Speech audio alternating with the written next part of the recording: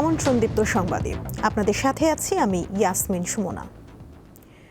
ফেনীর মাদ্রাসা ছাত্রী নুসরাত জাহান রাফি হত্যা মামলায় সোনাগাজী ইসলামিয়া ফাজিল মাদ্রাসার বরখাস্ত হওয়া অধ্যক্ষ সিরাজউদ্দৌলা এবং ওই মাদ্রাসার ছাত্র শাহাদাত হোসেন শামীমের মৃত্যুদণ্ড বহাল রেখেছে হাইকোর্ট। 4 জনের যাবজ্জীবন ও 10 জনকে খালাস দিয়েছে আদালত। আজ বিচারপতি ভীষ্মদেব চক্রবর্তী ও বিচারপতি কে এম রাশেদুজ্জামান রাজার সমন্বয়ে গঠিত হাইকোর্ট বেঞ্চ মামলার ডেথ রেফারেন্স, আপিল ও জেল আপিলের রায় ঘোষণা করে। যাবজ্জীবন কারাদণ্ডপ্রাপ্তরা হলেন সোনাগাজী ইসলামিয়া ফাজিল মাদ্রাসার শিক্ষার্থী নুরুদ্দিন, সাইফুর রহমান মোহাম্মদ জোবায়ের, শাখাউত হোসেন জাবেদ ও উম্মে সুলতানা পপি।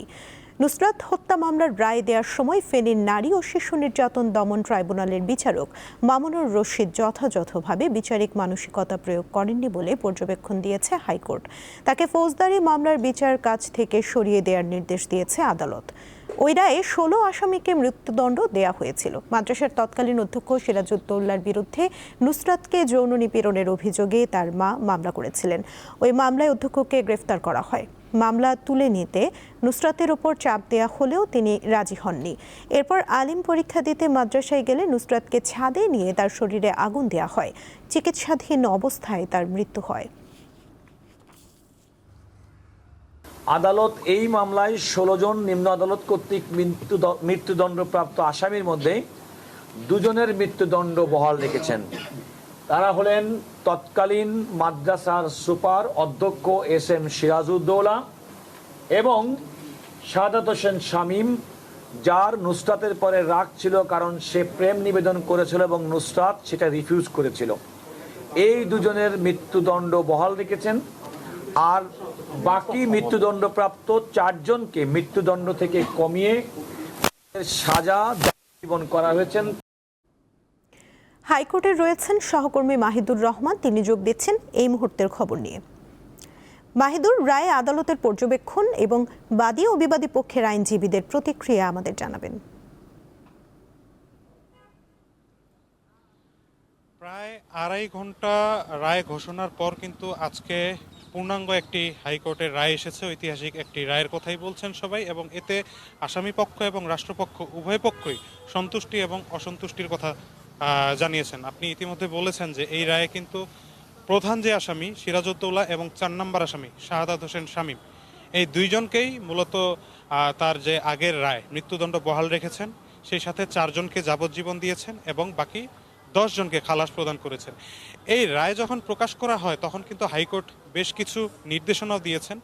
তার মধ্যে সবচেয়ে গুরুত্বপূর্ণ যে নির্দেশনাটুকু তিনি দিয়েছেন যে ওই সময়ে তৎকালীন যিনি বিচারক এই রায়টি ঘোষণা করেন ফেনীতে, মামুনুর রশিদ, তার সম্পর্কে বলেছেন যে তিনি যখন এই রায় ঘোষণা করেন তখন তিনি বিচারিক মানসিকতা প্রকাশ করেননি এবং একই সাথে তিনি যাতে আর এরপর থেকে কোনো ধরনের ফৌজদারি মামলায় অংশগ্রহণ করতে না পারে সেজন্য আইন মন্ত্রণালয়কে নির্দেশনা দিয়েছেন হাইকোর্ট। আরেকটি নির্দেশনা এখান থেকে এসেছে যে যেই 4 জনকে যাবজ্জীবন কারাদণ্ড দেয়া হয়েছে তারা কিন্তু বর্তমানে কন্ডেম সেলে রয়েছেন এবং তাদেরকে যাতে দ্রুত কন্ডেম সেল থেকে সরিয়ে সচরাচর যে জেল রয়েছে সেখানে কিন্তু ট্রান্সফারের কথা জানিয়েছেন এবং যারা খালাসপ্রাপ্ত তাদের খালাসের ব্যাপারেও দ্রুত ব্যবস্থা নেওয়ার কথা বলেছেন। তো একই সাথে রায় এবং একই সাথে কয়েকটি নির্দেশনার মাধ্যমেই কিন্তু আজকে হাইকোর্টের এই রায়টি প্রকাশিত হয়েছে। এখানে আমরা যারা আসামি পক্ষ ছিল তাদের আত্মীয় স্বজনরাও ছিল, অনেকে আমরা দেখেছি যে কান্নায় ভেঙে পড়তে দেখেছি এবং যারা খালাসপ্রাপ্ত আমরা তাদেরকে খুশি হতে দেখেছি, কিন্তু কোনো আত্মীয় স্বজনই ক্যামেরার সামনে কথা বলতে রাজি হন নাই। অপরদিকে আমরা 2 পক্ষের আইনজীবীদের সাথেই কথা বলেছি। প্রথমে রাষ্ট্রের পক্ষ থেকে রুহুল কুদ্দুস কাজল, অ্যাটর্নি জেনারেল, তিনি কিন্তু আমাদেরকে জানিয়েছেন যে তিনি এই রায়ে সন্তুষ্ট কিনা সেটা তিনি পূর্ণাঙ্গ রায়ের যে কপি আসবে সেটি পর্যালোচনা করেই তারপরে বলবেন এবং তারপরে তারা যেই আসামিরা খালাসপ্রাপ্ত বা যাদেরকে এই রায় থেকে সাজা কমিয়ে দেওয়া হয়েছে তাদের বিরুদ্ধে আসলে আপিল বিভাগে যাবেন কিনা সেটি পরবর্তীতে তারা নির্ধারণ করবেন। অপরদিকে আসামি পক্ষের যে আইনজীবীরা, তার মধ্যে শিশির মনির, তার মধ্যে ছিলেন এস.এম.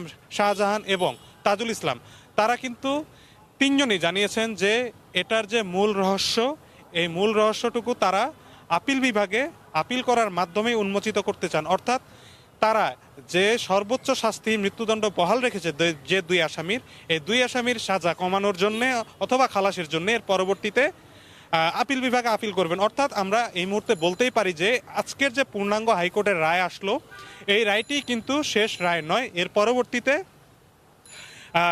উচ্চ আদালত অর্থাৎ আপিল বিভাগ থেকে যে রায় আসবে সেই আপিলের মাধ্যমে কিন্তু পূর্ণাঙ্গ রায় কার্যকর হবে। তো এটি ছিল আজকের সর্বশেষ তথ্য আমার কাছে। এবং আমি এর মধ্যে আরেকটি জিনিস জানিয়ে রাখতে চাই যে এই সবাই বলছে যে আজকের এই যে রায়টি, এই রায়টি কিন্তু একটি মাইলফলক হয়ে থাকবে বাংলাদেশের বিচার ব্যবস্থার ক্ষেত্রে। এর ক্ষেত্রে তারা জানিয়েছেন যে বাংলাদেশে এই যে অপরাধগুলি হচ্ছে, এই অপরাধগুলি থেকে অনেকটা কম অপরাধ হবে। এই অপরাধ যাতে আর ভবিষ্যতে কেউ করতে না পারে সেজন্যও কিন্তু এই রায়টি একটি মাইলফলক হয়ে থাকবে। এদিকে অ্যাটর্নি জেনারেল বারবার এই কথাটিও জানিয়েছেন, তিনি বলছেন যে কোনো নিরপরাধ যাতে দোষী সাব্যস্ত না হয় এবং কোনো অপরাধী যাতে এখান থেকে বিচার থেকে মুক্তি না পায় সেজন্যই তিনি বারবার বলেছিলেন। তো উভয় পক্ষই কিন্তু এই প্রত্যাশাটুকুই করেছে যে এর পরবর্তীতে যখন পূর্ণাঙ্গ রায়টি প্রকাশ পাবে, পূর্ণাঙ্গ রায়ের ক্ষেত্রে তারা হচ্ছে গিয়ে আপিল বিভাগে আপিলের মাধ্যমে রায়টি কার্যকরের জন্য ভূমিকা রাখবে। আপাতত এই মুহূর্তে আমার কাছে ছিল সর্বশেষ তথ্য। সুমনা। মাহিদুর, ধন্যবাদ আপনাকে। নুসরাত হত্যা মামলায় হাইকোর্টের রায়ের প্রতিক্রিয়া জানতে নুসরাতের ফেনীর বাসায় রয়েছেন সহকর্মী আব্দুল্লাহ আল মামুন। মামুন, 2 জনের মৃত্যুদণ্ড বহাল, 4 জনের যাবজ্জীবন সাজা আর 10 জনকে খালাস দিয়েছে হাইকোর্ট। নুসরাতের পরিবারের সদস্যদের প্রতিক্রিয়া কেমন দেখছেন? সুমনা, আমরা এ রায়ের পর নুসরাতের মায়ের সাথে কথা বলেছিলাম। তিনি গণমাধ্যম কর্মীদেরকে জানিয়েছেন যে এই রায়ে তিনি সন্তুষ্ট। উনি যেটি বলছিলেন যে আলহামদুলিল্লাহ আমরা এই রায়ে সন্তুষ্ট। এতদিন ধরে তার মেয়ে নুসরাতকে নিয়ে অনেক অপপ্রচার তারা সহ্য করেছেন। তাকে আত্মহত্যা বলে চালিয়ে দেওয়ার জন্য মানুষ যে তাদেরকে নানাভাবে হয়রানি করেছে, আজকে এই রায়ের মধ্য দিয়ে প্রমাণ হয়েছে এটি একটি হত্যাকাণ্ড। এই হত্যাকাণ্ডের একটি সঠিক তারা বিচার 2 জনের মৃত্যুদণ্ড এবং 4 জনকে খালাস দেওয়া হয়েছে এবং 4 জনকে যাবজ্জীবন এবং 10 জনকে খালাস দেওয়া হয়েছে। তো এখানে আছেন এই এলাকার একজন বাসিন্দা, আমরা ওনার সাথে কথা বলবো, ওনার প্রতিক্রিয়া জানবো। এই রায় আপনারা কিভাবে দেখছেন? রায় কি? এটি একটি ঐতিহাসিক রায় এবং এটির মাধ্যমে একটি ন্যায় বিচার প্রতিষ্ঠিত হয়েছে বটে। কারণ 16 জন আসামির মধ্যে 2 জনের রায়, মৃত্যুদণ্ডের রায় বহাল রাখা হয়েছে, 10 জনকে খালাস দেওয়া হয়েছে এবং 4 জনকে যাবজ্জীবন কারাদণ্ড দেওয়া হয়েছে। এরপরেও কিন্তু তাদের আরও ন্যায় বিচার চাওয়ার জায়গা রয়েছে আপিল বিভাগে। তো আমরা আশা করছি এই রায়ের মাধ্যমে 2টি বিষয় প্রতিষ্ঠিত হয়েছে। একদিকে নুসরাতের মা যে দাবিটি করেছে যে তার মেয়েকে হত্যা করা হয়েছে, সেই দাবিটি প্রতিষ্ঠিত হয়েছে 2 জনের মৃত্যুদণ্ডের মাধ্যমে।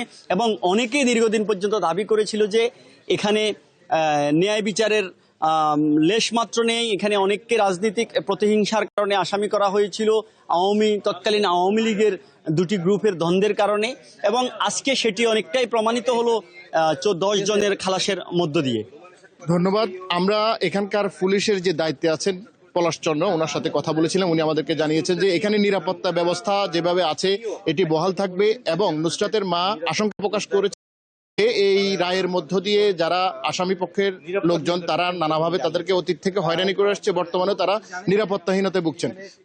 তারা প্রধানমন্ত্রী তারেক রহমানের কাছে দাবি জানিয়েছেন এখানে যেন এই পুলিশের নিরাপত্তা ব্যবস্থাটি বহাল রাখা হয় এবং তার 2টি ছেলে আছে, এই 2 সন্তানের প্রতি খেয়াল রাখার দাবি জানিয়েছেন তিনি। এ ছিল নুসরাতের বাড়ি থেকে সর্বশেষ। মামুন, ধন্যবাদ আপনাকে।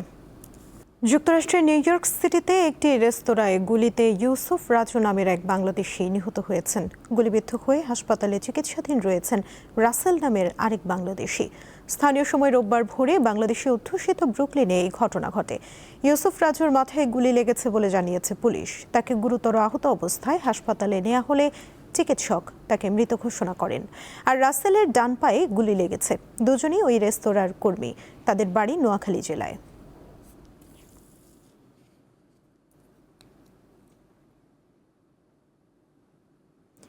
এই ছিল এখনকার মতো। পরবর্তী সংবাদ বিকেল 5টায় দেখার আমন্ত্রণ রইল। এছাড়া আরও তথ্য পেতে যুক্ত থাকুন দীপ্ত ডিজিটাল প্ল্যাটফর্মের সাথে। ধন্যবাদ সবাইকে।